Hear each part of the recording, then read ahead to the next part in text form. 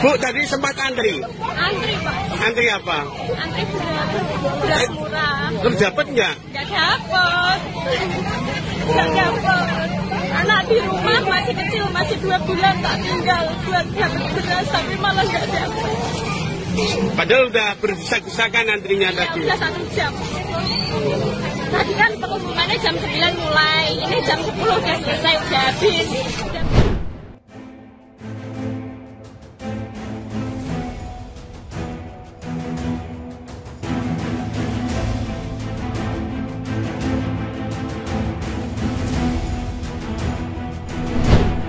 Halo sahabat Indonesia, kita bertemu kembali dalam Opini Rudy edisi akhir pekan.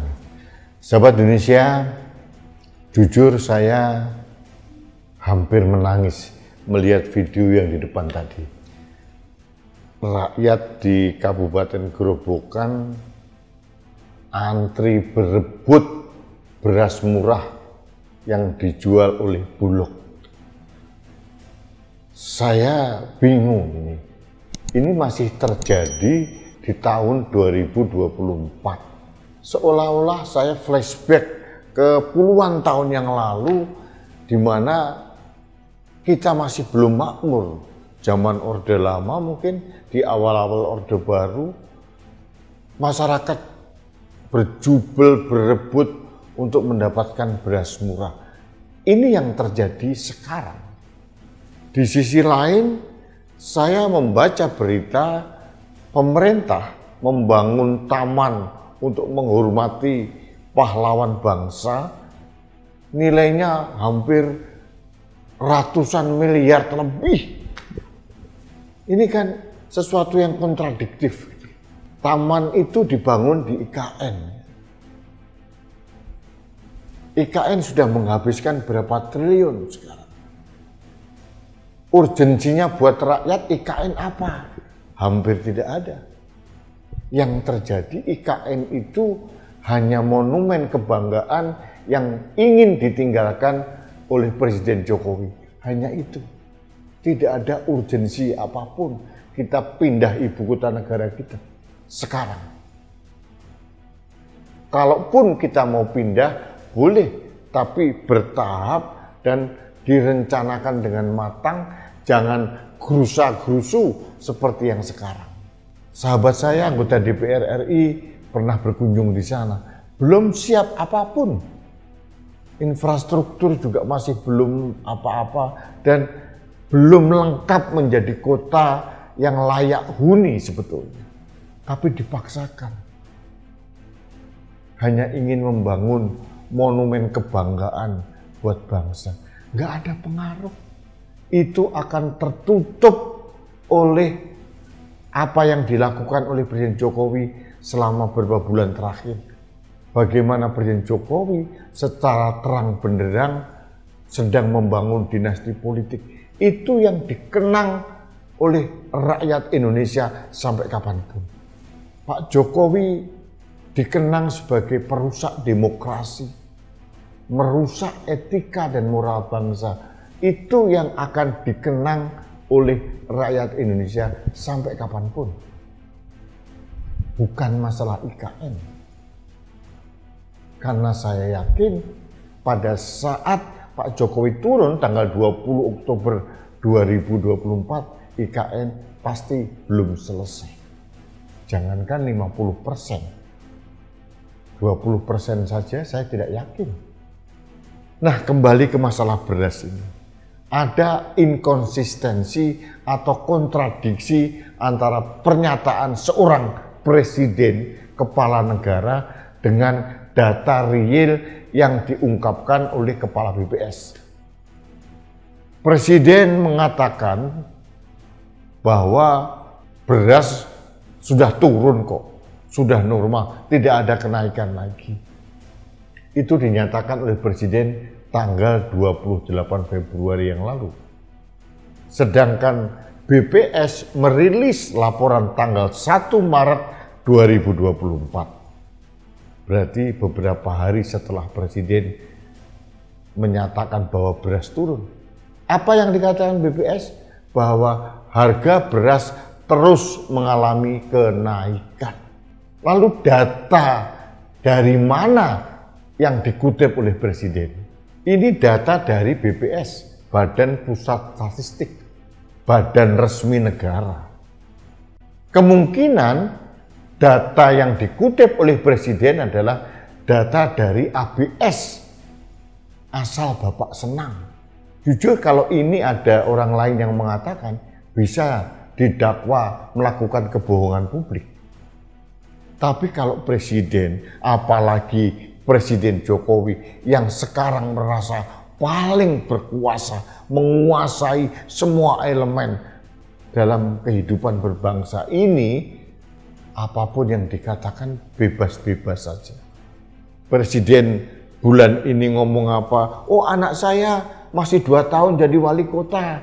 Nggak logis mau jadi cawapres. Ternyata sekarang anaknya didorong dengan segala upaya, dengan usaha manuver di MK melalui Paman Usman, politisasi bansos, biasa-biasa saja. Presiden Jokowi bebas untuk melakukan inkonsistensi. Pernah mengatakan anak saya tidak ada yang tertarik di bidang politik. Nyatanya anak pertama dorong menjadi calon wakil presiden. Anak kedua dan suaminya menjadi wali kota di Medan.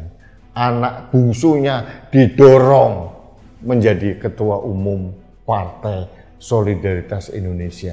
Jadi penuh dengan rekam jejak inkonsistensi. Tapi karena itu disampaikan oleh Pak Jokowi, bebas-bebas saja. Pak Jokowi boleh berbuat apa saja. Berbohong, inkonsisten, ngomong tidak pakai data, bebas-bebas saja. Nah, kembali ke masalah beras. Lalu apa yang menjadi pegangan rakyat? Siapa yang dipercaya oleh rakyat? Pada kenyataannya sampai detik ini beras masih membumbung tinggi.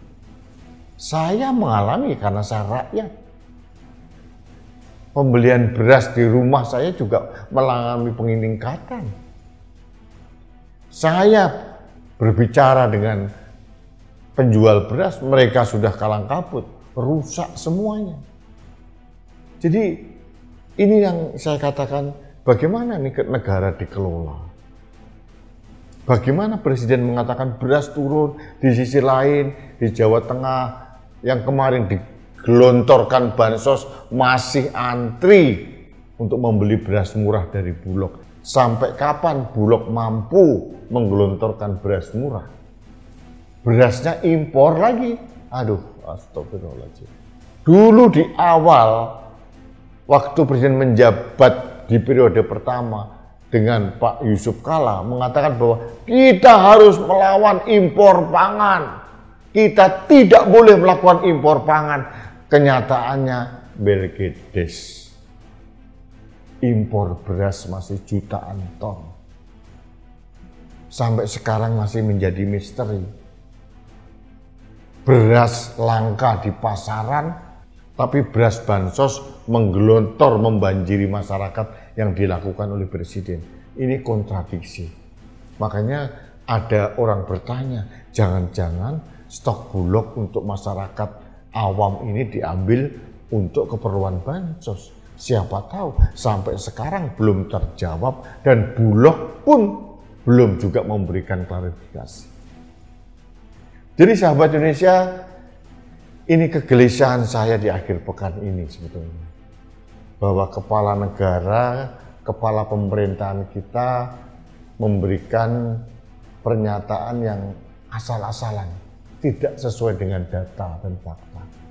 Pertanyaannya sekarang, saya percaya dengan apa yang dikatakan oleh Presiden, atau saya harus percaya apa yang dipublikasi oleh Badan Pusat Statistik atau BPS.